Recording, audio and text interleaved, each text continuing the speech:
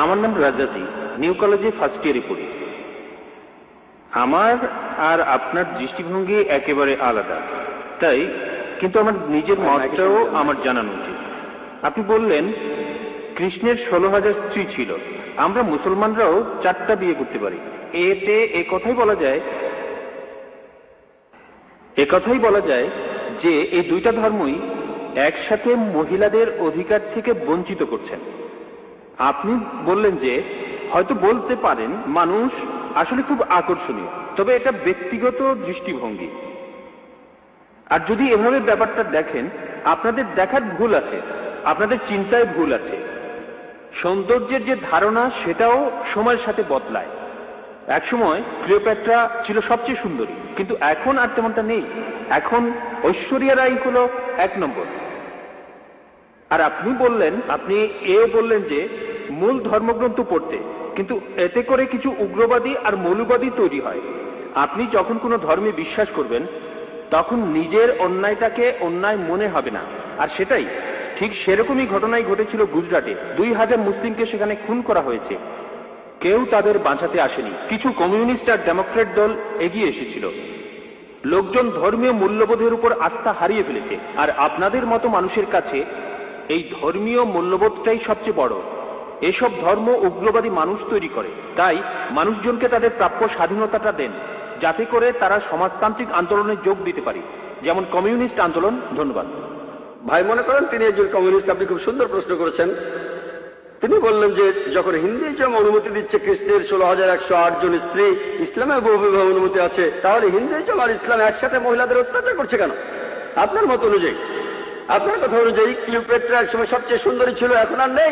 ঐশ্বরিয়া এখন 1 নম্বর। আমার জন্য না, আপনার জন্য। আপনার কাছে যা সুন্দর আমার কাছে নাও হতে পারে, আপনার সঙ্গে একমত। এটা দৃষ্টিভঙ্গির ব্যাপার। আমি একমত, ঐশ্বরিয়া রায় আপনার জন্য 1 নম্বর হতে পারে, আমার জন্য না। তাহলে বুঝতে পারছেন এক এক জায়গার নিয়ম হচ্ছে এক এক রকম। আমি উদাহরণ দিয়েছি, আমেরিকায় যেটা ভদ্রতা সেটা এখানে অভদ্রতা, আমেরিকায় যেটা অভদ্রতা সেটা এখানে ভদ্রতা। এটাকে ঠিক করবে? আপনার কথা মানলাম। আপনি যদি ভাবেন একাধিক স্ত্রীর অর্থ মহিলাদের অত্যাচার করা, তাহলে লক্ষ লক্ষ মহিলাদের দায়িত্ব কে নেবে? আপনি। তাদের কে দেখবে? আপনার কমিউনিস্ট আন্দোলন দেখবে? আল্লাহ মানুষ জাতির সমস্যার সমাধান দিয়েছেন এই পবিত্র কোরআনে। সেই সমাধানটা আপনি হজম করতে পারছেন না। আমি আপনাকে একটা প্রশ্ন করছি, বর্তমানে পুরুষের চাইতে মহিলা কয়েক লক্ষ জন বেশি, কে তাদের দায়িত্ব নেবে? কে? যদি প্রত্যেক মাসে তাদের সাহায্য করেন, সেই সাহায্যটাই আসলে যথেষ্ট নয়। পুরুষ আর মহিলার প্রাকৃতিক নিয়মের কিছু জৈবিক চাহিদা থাকে। আল্লাহ কোরআনে বলছেন, সূরা রুমের 21 নম্বর আয়াতে উল্লেখ আছে, আল্লাহ তোমাদের হৃদয়ে ভালোবাসা আর দয়া সৃষ্টি করেছেন। আমি একজন ডাক্তার, একজন ডাক্তার হিসেবে বলছি, একজন মহিলা সারা জীবন কুমারী থাকতে পারে না, পারে না, এটা অসম্ভব। আপনি এখন কি করবেন? এদের কি হবে? এরা পতিত হবে। আপনার কমিউনিস্ট এদের কি করতে পারবে? এর সমাধান কি? কোনো সমাধান নেই। আল্লাহ আমাদের এই সমস্যার সমাধান দিয়েছেন, সেই সমাধানটা হজম করতে পারছেন না। তাহলে এখানে সমস্যাটা হলো সমাধান পছন্দ হচ্ছে না, আপনি সমাধান দেন। এর চেয়ে ভালো সমাধান কি দিতে পারেন? ইসলামে একাধিক বিয়ে করাটা আবশ্যিক নয়, 4টা বিয়ে করা আবশ্যিক নয়। আমি এমন কোন ইন্ডিয়ান মুসলিমকে চিনি না যার 4টা স্ত্রী, কাউকে চিনি না। অন্যান্য কিছু বিদেশি মুসলিম আছেন। আপনাকে বুঝতে হবে ভাই, এটাই হলো সমাধান। সব পুরুষে একাধিক বিয়ে করতে পারে না, সবাই করতে পারে না।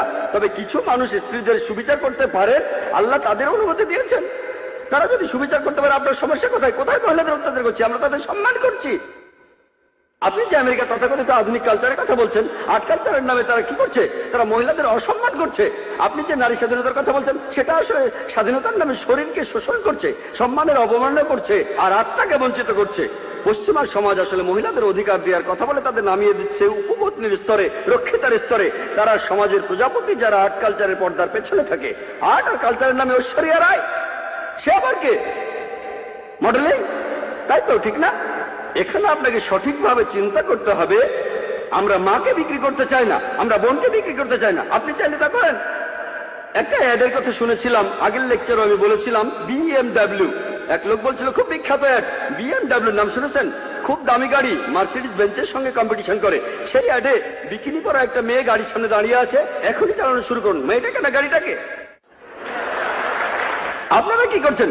কমিউনিজমের কথা বলে, মহিলাদের অধিকারের কথা বলে আপনাদের মা বোনকে বিক্রি করছেন, আপনাদের মা বোনকে বিক্রি করছেন। আমরা মুসলিমরা এটা করতে চাই না, আমরা এটা করতে চাই না।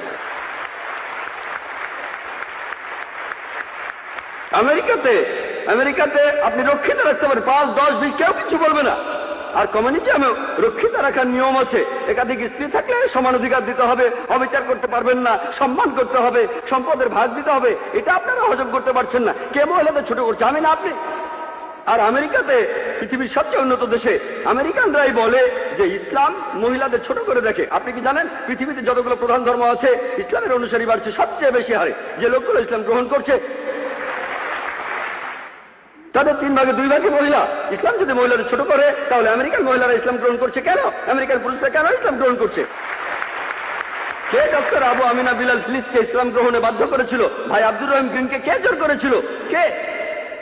যারা ইসলাম গ্রহণ করছে তাদের 3 ভাগে 2 ভাগই মহিলা, তারাও ইসলাম গ্রহণ করছে।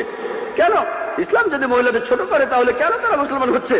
কারণ তারা জানে ইসলাম মহিলাদের নিরাপত্তা দেয়, মহিলাদের সম্মান দেয়। এই নিরাপত্তাটা থাকলে আপনাদের উদ্দেশ্য সফল হবে না, এদের দিয়ে আপনারা টাকা কামাতে পারবেন না। পলিটিশিয়ানরা যেমন ডিভাইড অ্যান্ড রুলের নীতি মেনে চলে, আর্ট আর কালচারের লোকেরা তেমনি মহিলাদের অধিকারের কথা বলে। বিউটি কন্টেস্ট, কসমেটিক্স বিক্রি করা হচ্ছে, তারা এভাবে কোটি কোটি ডলার কামাচ্ছে। আপনি জানেন বিউটি কন্টেস্ট কি জন্য?